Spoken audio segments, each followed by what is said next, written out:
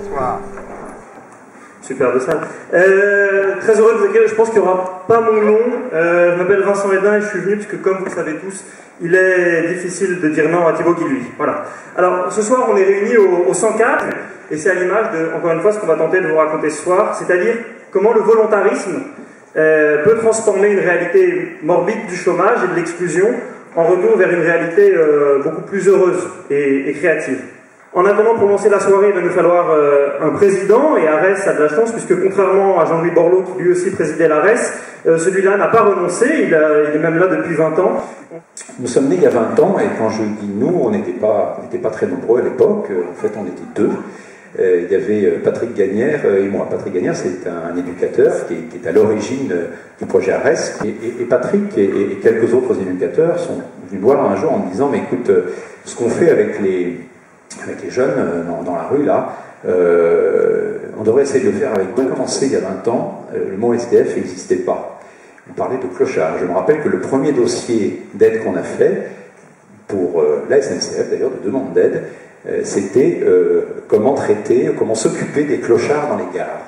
Et Patrick est revenu assez vite en me disant, écoute, on peut faire quelque chose d'ambitieux vis-à-vis des clochards, c'était toujours comme ça qu'on les appelait à l'époque, parce qu'en fait, à la différence des jeunes des cités dont on s'occupait sur les boulevards, eux, ils ont souvent travaillé, ils ont déjà une expérience de travail.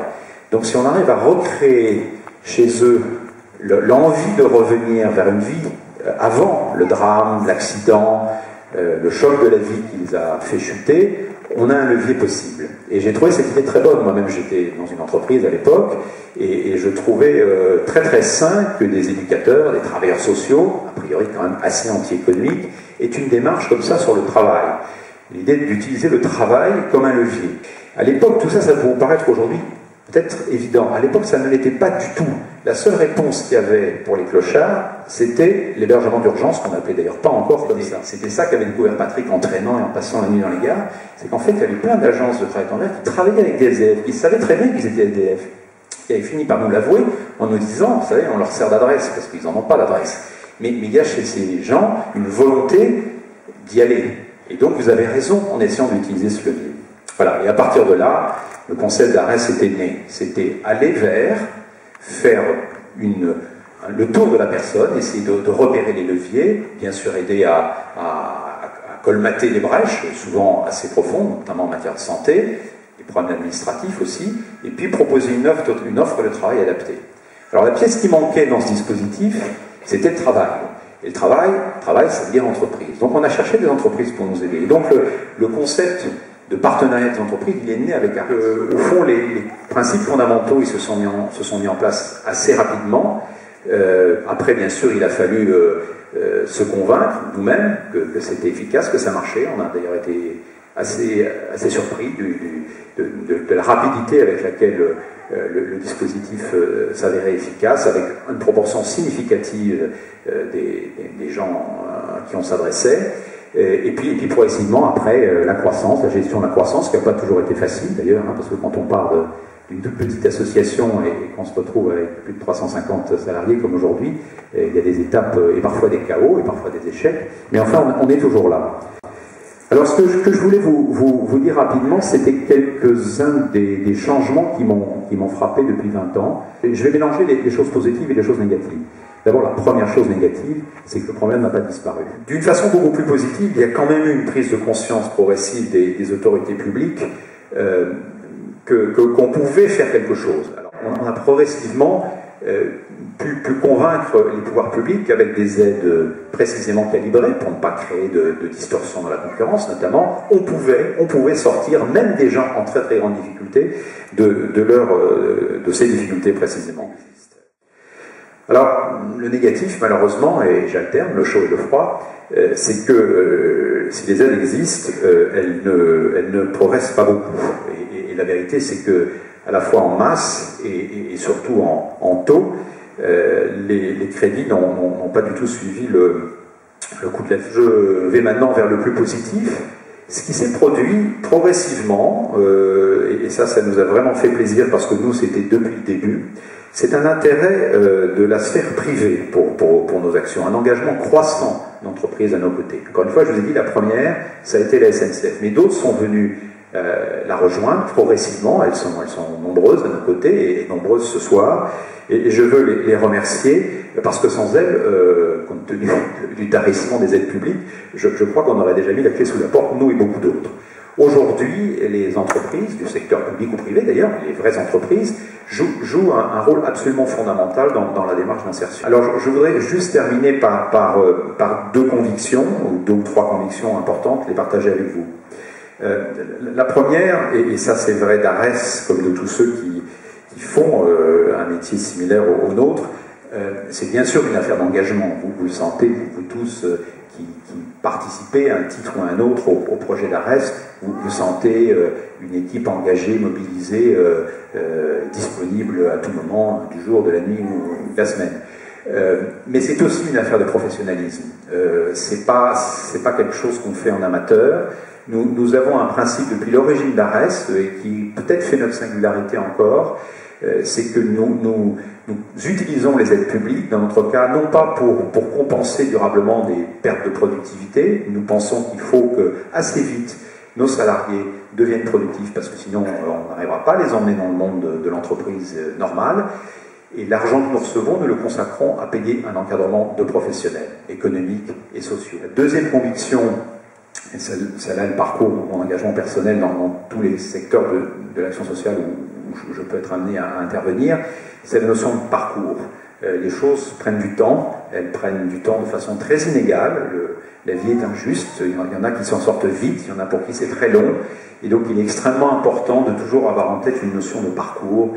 Nous essayons de définir des étapes dans ce parcours, nous essayons de définir des challenges, comme on dit dans l'entreprise, des défis successifs pour les personnes, bien sûr en dialogue avec elles, et puis quand il y a un échec, on a le droit de recommencer, on redéfinit un objectif.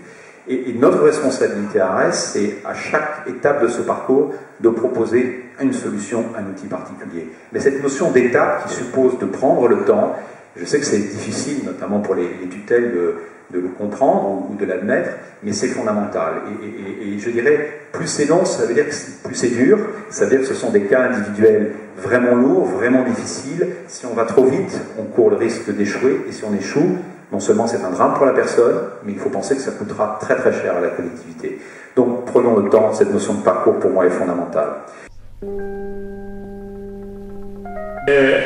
Thérèse, à part être comédienne, depuis 2 ou 3 mois, vous êtes chez Arès. Oui, tout à fait aussi.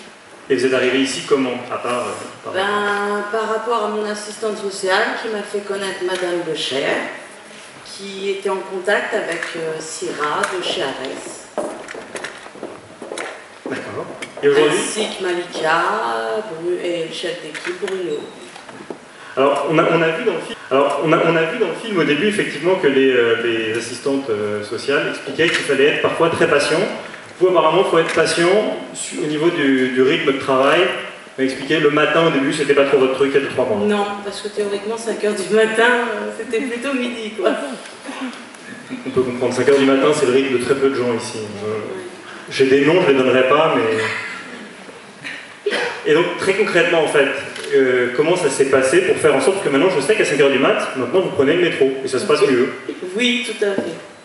C'est même agréable de prendre le métro, quoi. Je ne sais pas si les responsables de la RATP sont là. Tous les gens partiront au travail en même temps que soi, c'est vrai que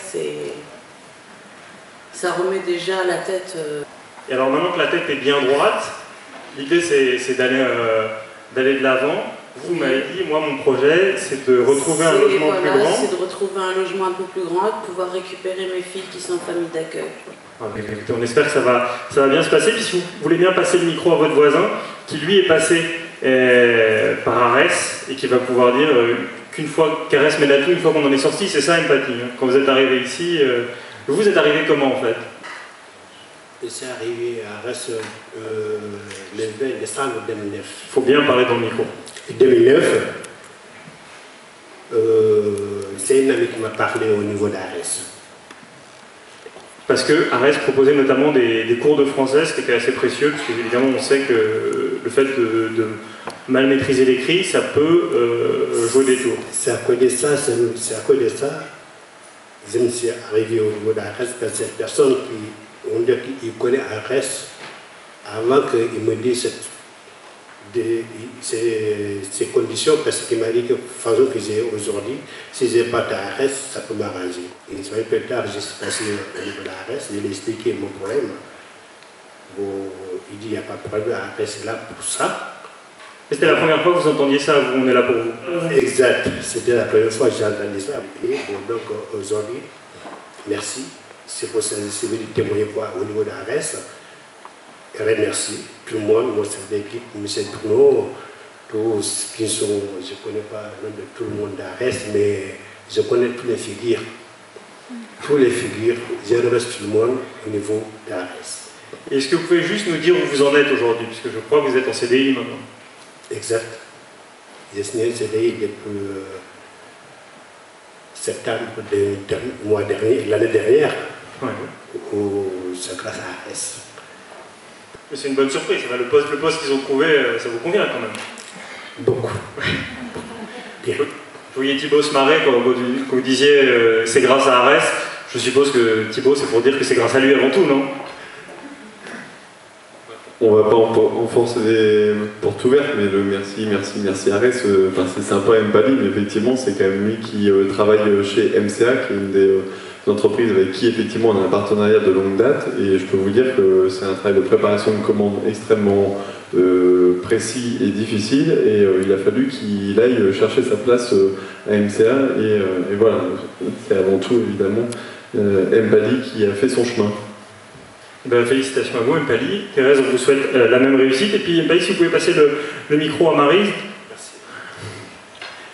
Maryse, alors est-ce qu'il faut énormément de patience, comme c'était dit dans le film au début, pour faire le boulot que vous faites quand vous voyez des gens comme Alpha arriver?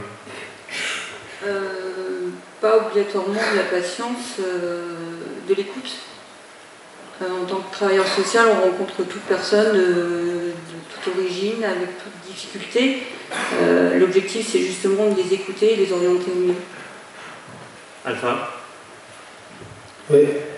Est-ce que c'est merci Maryse alors? Oui, bon, je la remercie pour tout l'effort qu'elle a fourni. Ben, c'était son boulot déjà.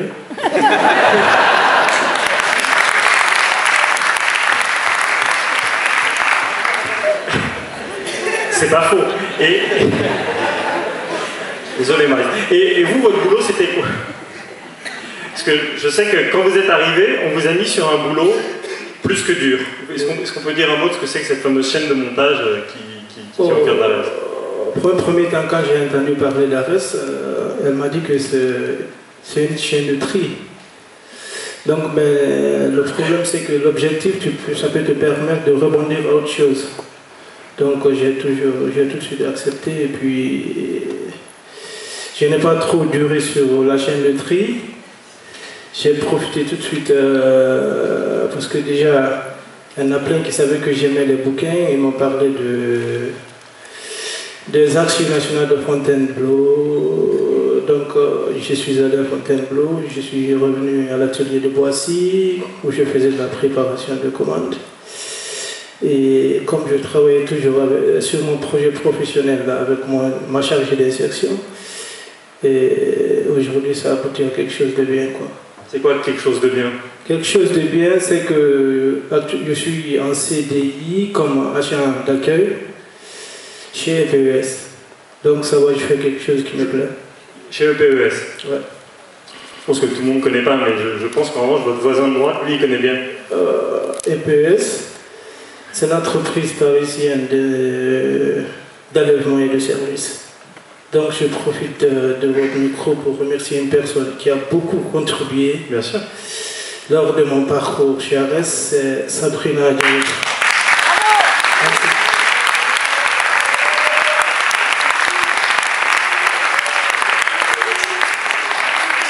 Sylvain? Oui. Quand vous entendez tous ces témoignages, est-ce que ça vous fait dire que vous êtes directeur général de la COVED? Peut-être rappeler un petit peu ce que c'est, parce que le grand public. La COVED, c'est une société qui travaille dans le domaine du déchet, donc qui fait à la fois de la collecte et du tri et du traitement. Et si nous sommes là ce soir, et si j'ai répondu bien volontairement à l'invitation de Thibaut, c'est parce qu'on travaille en forte collaboration sur le centre de tri, premier centre de tri de Paris, Intramuros, qui est le centre de Paris 15, en bord périphérique, à côté de l'héliport. Et on a eu un travail très enrichissant avec ARES. On travaille beaucoup avec les associations d'insertion au niveau national et surtout sur ce métier du tri. Et c'est vrai que le partenariat avec ARES a été particulièrement riche parce que là on a eu une démarche un petit peu différente des autres opérations que l'on menait, où habituellement on travaille plutôt avec une société qui est une société sous-traitante de COVED, et où en fait la société d'insertion fait le tri. Là on a eu une démarche un petit peu différente, puisque ARES nous a aidé en fait à réinsérer des salariés qui aujourd'hui sont salariés COVED. Donc sur le centre de tri de Paris 15, on a eu une quarantaine de salariés, de gens de difficulté qui ont pu être insérés chez nous grâce au travail d'ARES. Il est clair que nous, il y a toute une partie qu'on ne sait pas faire, qui est la partie, vous en parliez, on en a entendu parler dans les présentations initiales, qui sont la remise au travail, entre guillemets. Mais ensuite, c'est vrai qu'une fois qu'ils sont remis au travail, une fois que vous avez réussi ce travail de retour à l'emploi, on a des gens qui sont vraiment très... Voilà, c'est très agréable de les voir travailler et de les insérer. En préalable, Catherine, donc il n'y a plus votre nom, c'est pas grave, vous êtes déléguée générale d'AXA Support France.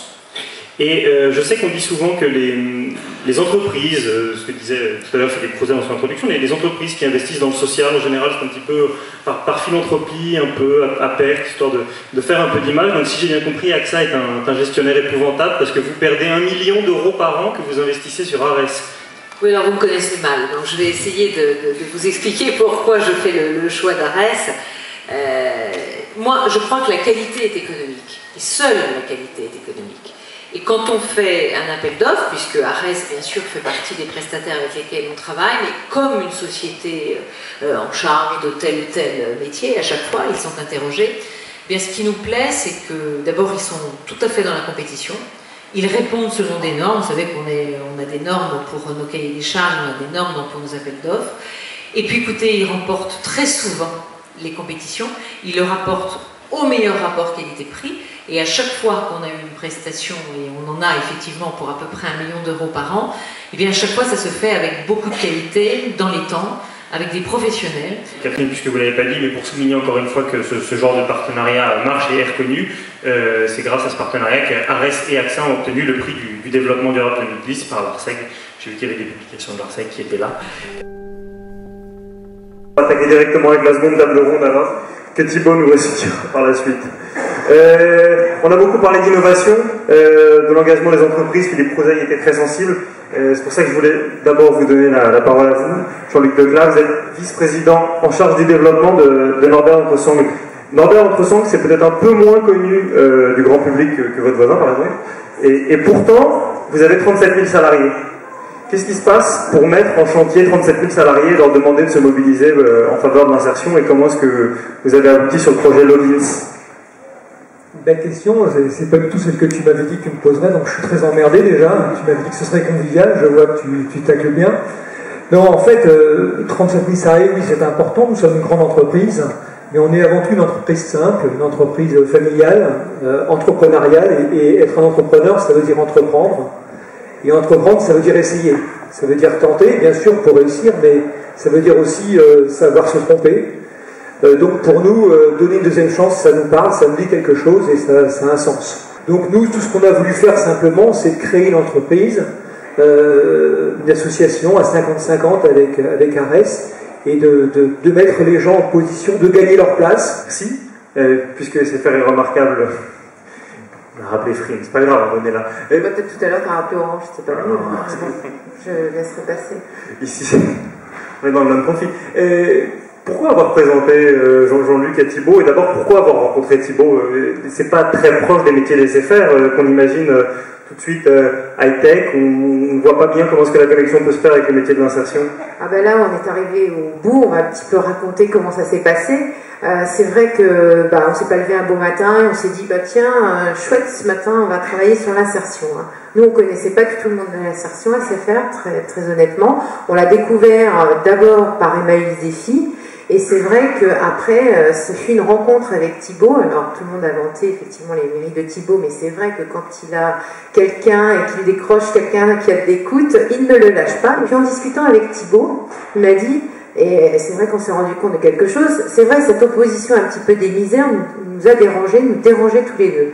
C'est pourquoi opposer l'insertion au secteur adapté. C'est avec quelque chose d'incohérent parce que ce que j'ai appris, alors maintenant je fais ma savante, mais c'est vrai que je ne le savais pas à l'époque, c'est qu'il y a à peu près 200 000 personnes handicapées qui cherchent du boulot. Il y a 20 000 postes dans les secteurs adaptés, je ne parle pas des ESAT. Et donc, le turnover étant à peu près de 500, bah, toutes ces personnes, où elles vont pour trouver du boulot qui sont aujourd'hui peu qualifiées, eh bien, elles vont dans les entreprises d'insertion. Et souvent, les entreprises d'insertion emploient entre 20 et 60% de travailleurs handicapés. Et moi, tout bêtement, je me disais, bah, pourquoi on ne ferait pas un pourcentage qui pourrait être déduit, etc. Vincent Boudin va représenter la SNCF, qui donc est partenaire d'ARES depuis 20 ans. Philippe Crouzet disait que c'est une armée, donc je ne sais pas, moi j'ai pas fait mon service, donc je ne sais pas quel grade ça vous donne, si vous êtes caporal, sergent ou sergent-chef, mais est-ce qu'on peut peut-être revenir sur 20 ans de partenariat entre ARES et la SNCF, dire où vous en êtes aujourd'hui, est-ce que Guillaume Pépi, qui suivait ça il y a 20 ans, suit encore cette cause ce soir? D'abord, je trouve que c'est touchant, parce que j'ai écouté un certain nombre de témoignages, le propos du président, savoir que donc ça donne une certaine responsabilité, puisque la SNCF était au départ l'ARES avec Manpower. Et donc notre illustre président Fournier, avec notre grand directeur de cabinet, qui est maintenant président. Mais je voulais citer aussi Patrice Leroy, parce que je pense qu'il est important de le citer, parce qu'il a été, moi je suis arrivé il y a 15 ans à la SNCF, et je voyais notre directeur sur ce dossier être extrêmement actif. Alors, je veux dire, ARES, on évolue depuis 20 ans, comme disait d'ailleurs AXA, la directrice générale AXA, on a une relation contractuelle qui est claire, qui est de confiance, qui se développe d'ailleurs, chaque année. Mais ce qu'il faut bien voir également, c'est que AXA est un moment, un sujet il y a 20 ans où vous nous aidez à grandir sur ce que l'on appelle aujourd'hui la responsabilité sociale des entreprises.